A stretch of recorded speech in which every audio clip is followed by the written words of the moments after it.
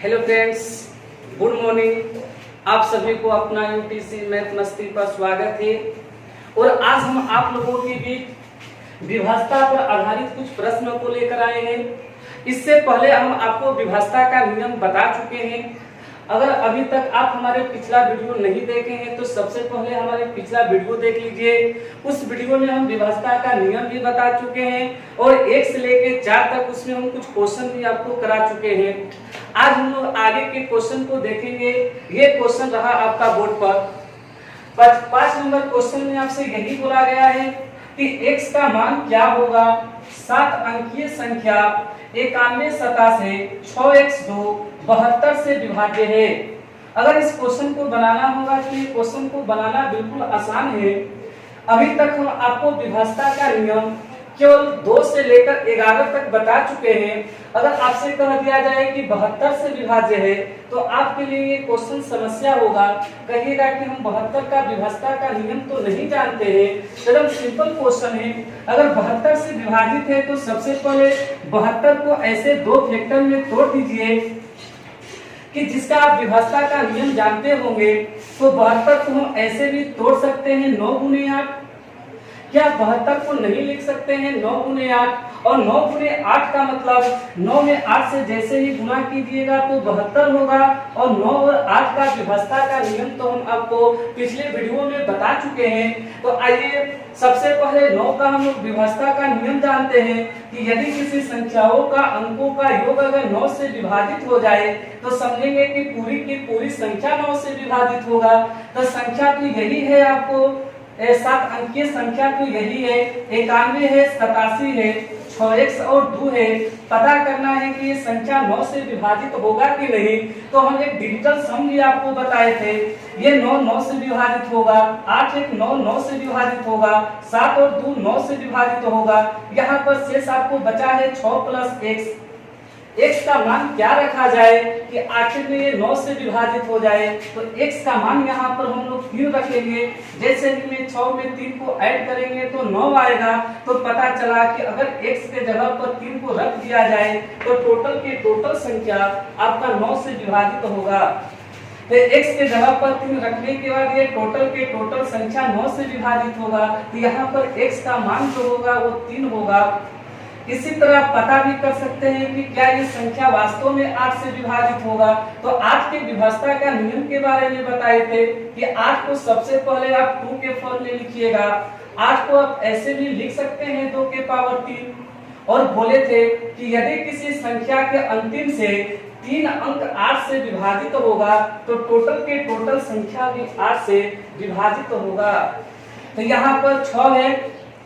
उसके बाद x का मान तो क्लियर हो गया है कि 3 होगा।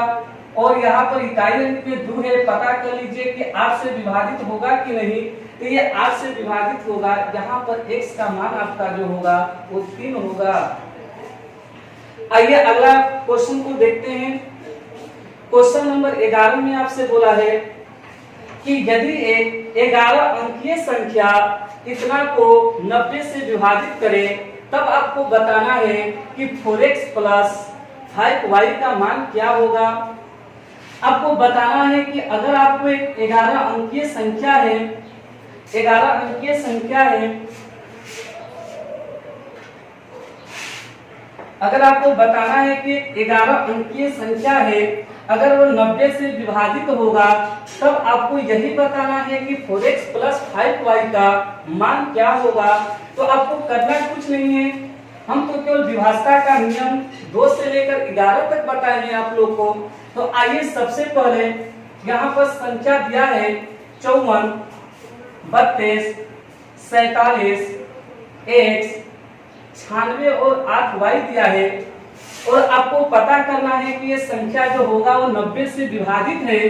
तब आपको यही बताना है कि 4x प्लस 5y का मान क्या होगा।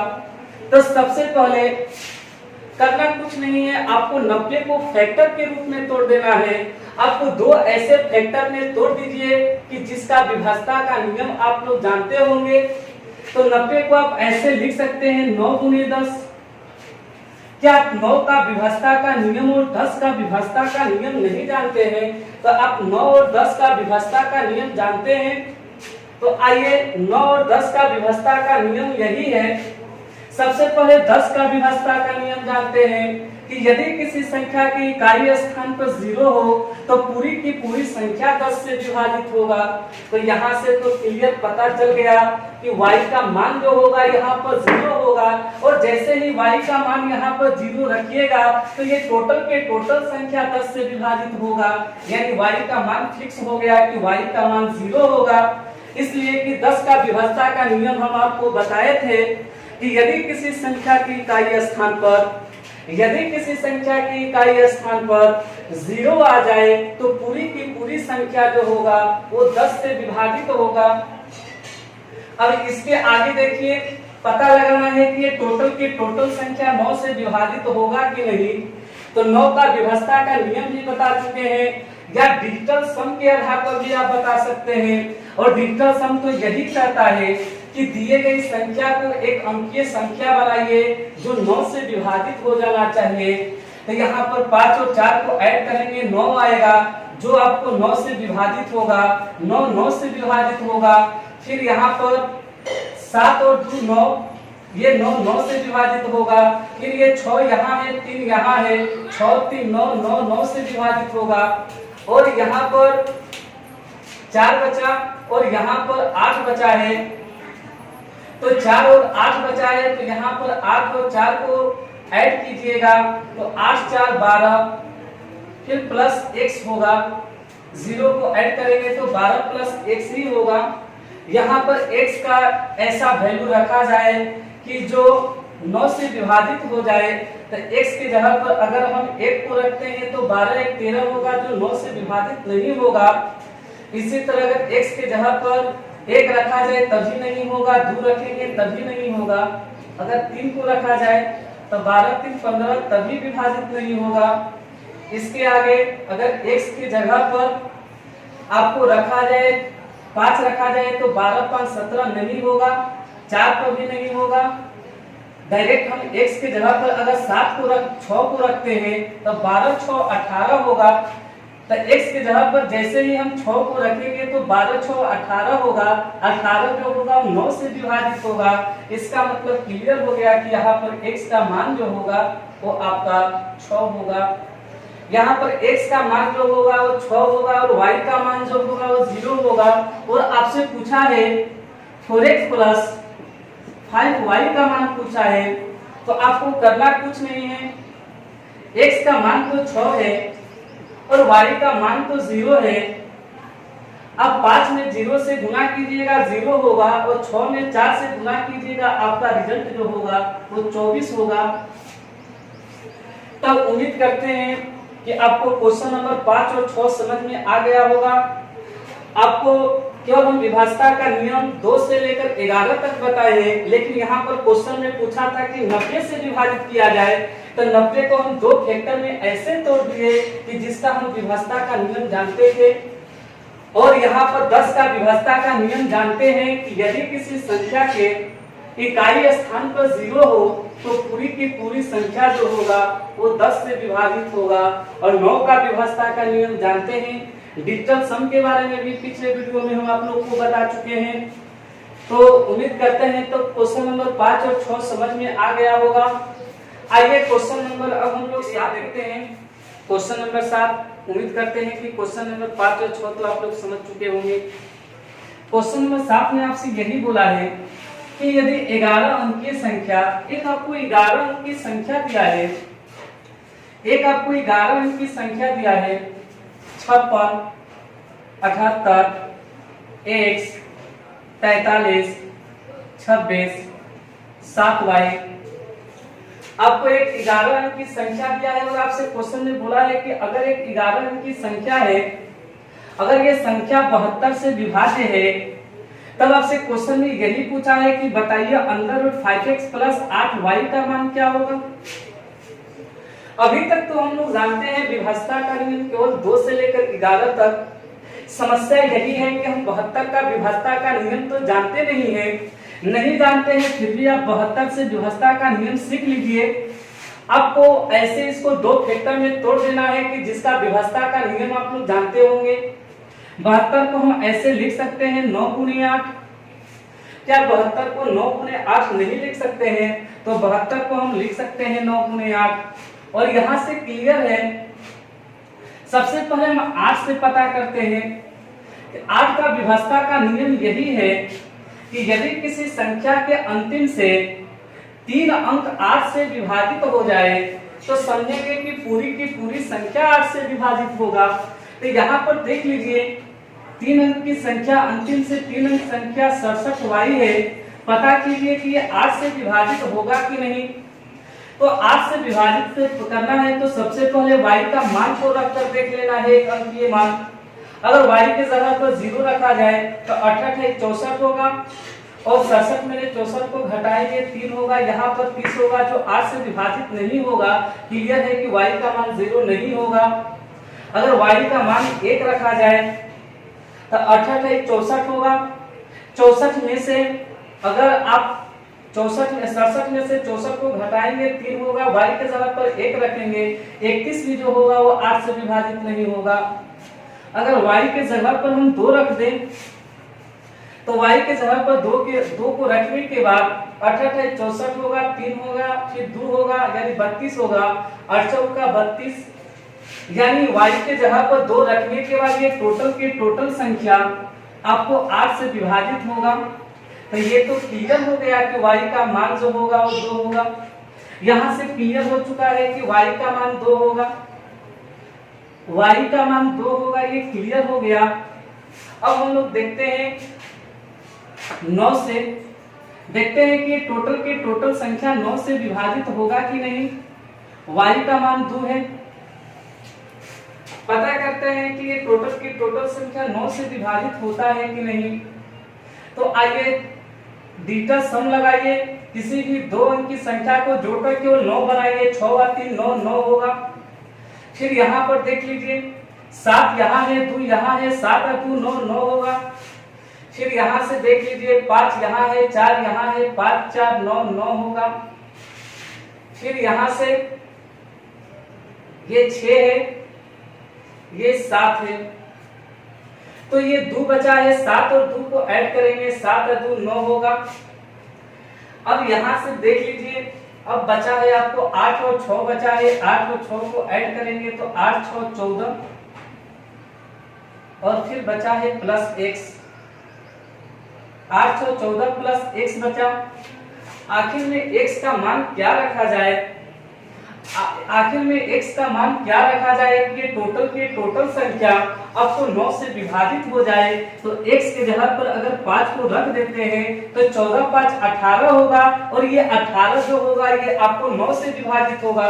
तो क्लियर हो चुका है कि x का मान 5 होगा और y का मान 2 होगा। और आपसे इसी का मान पूछा है कि under root 5x plus 8y का मान क्या होगा। तो यहाँ से करना कुछ नहीं है, x का मान तो पता है 5 होगा, 5 25 और y का मान 2 होगा, 8 गुना के 16 नहीं x का मान सॉरी यहाँ पर 4 होगा, तभी तो x का मान यहाँ पर 4 होगा। तो 14 और 4 को ऐड करेंगे तो 18 होगा, यानी x का मान यहाँ पर 4 होगा, यहाँ पर 4 होगा। जैसे ही 5 में 4 से गुना करेंगे 20 होगा, 8 में 2 से गुना करेंगे 16 होगा और 20 में 16 को ऐड करेंगे आपको 36 होगा और 36 का वर्गमूल आप लोग जानते ही हैं 6 होगा। तो यहाँ से अगर आपसे कहा जाए कि 11 अंक की संख्या 72 से विभाज्य है, अगर इसका वैल्यू पूछा जाए तो इसका मान जो आएगा वो 6 आएगा। उम्मीद करते हैं कि यहाँ तक आप लोग समझ चुके होंगे। अगर समझ गए तो आइए हम लोग क्वेश्चन नंबर 8 को देखेंगे। सबसे पहले यहाँ तक आप लोग लिख लीजिए। आइए क्वेश्चन नंबर 8 को देखते हैं। क्वेश्चन नंबर 8 में यही बोला है कि अगर आपको इतना एक संख्या दिया है जो 9 से विभाज्य है, जहां b एक विषम संख्या है। देखिए क्वेश्चन में यही बोला है कि एक संख्या है 8 9 4 7 1, a दिया है, 5 दिया है, 6 दिया है, b दिया है, 1 दिया है। और आपसे बोला है कि अगर ये संख्या 9 से विभाज्य है, अगर ये संख्या 9 से विभाज्य है, अगर ये संख्या 9 से विभाज्य है और आपसे क्वेश्चन में ये भी बोला है कि b एक विषम संख्या है, तो a का संभावित मानों का योग क्या होगा। आपसे क्लियर कर दिया है कि b का स्थान जब भी होगा तो विषम ही संख्या होगा। तो आइए सबसे पहले 9 से हम लोग विभाजित करते हैं। बीटा सम लगाते हैं, 9 9 से विभाजित होगा, 8 और 1 को ऐड करेंगे, 9 9 से विभाजित होगा, 5 और 4 को ऐड करेंगे, 5 4 9 9 से विभाजित होगा। आइए यहाँ पर देखते हैं, अब बचा है हमको 7 और यहाँ पर बचा है 6। ऐसा भी काम कर सकते हैं, 2 यहाँ से लेंगे, तो जैसे ही 2 यहाँ से लेंगे तो ये 7 2 9 होगा। जैसे ही 6 में से 2 को निकाल कर 7 को देंगे तो 7 2 9 होगा, लेकिन ये होगा आपका 4। अब देखिए आपको बचा है a प्लस b प्लस केवल 4 बचा। कुछ नहीं किए, 6 में से 2 को निकालकर डिजिटल सम बनाने के लिए 7 को दिए। जैसे ही 2 को 7 को दिए तो 7 2 9 हुआ। तो अब 6 में से 2 निकल चुका है तो 4 बचा। अब a प्लस b प्लस, अब यहाँ पर बचा है 4 प्लस a प्लस b है, और आपसे कंडीशन डाला है कि b जब भी होना चाहिए तो एक विषम होना चाहिए। तो आइए हम लोग b का स्थान तो फिक्स है कि b का मान जब भी होना चाहिए तो विषम होना चाहिए। आइए अगर b की जगह पर 1 को रख दिया जाए तो बोलिए 4 में 1 को ऐड करेंगे 5 होगा। अब 5 होने के बाद इसका मतलब 1 की जगह पर 4 को रखेंगे, तभी तो 5 और 4 9 होगा, जो 9 9 से विभाजित होगा। फिर अगर हम b के जगह पर 2 को रखेंगे नहीं, इसलिए कि विषम बोला है। अगर b के जगह पर 3 को रख दिया जाए तो जैसे ही b के जगह पर 3 को रखिएगा तो 4 और 3 7 होगा। इसका मतलब कि a का मान 2 होना चाहिए, तभी तो 4 3 7 होगा। 7 में 2 को ऐड करेंगे तो 7 2 9 होगा।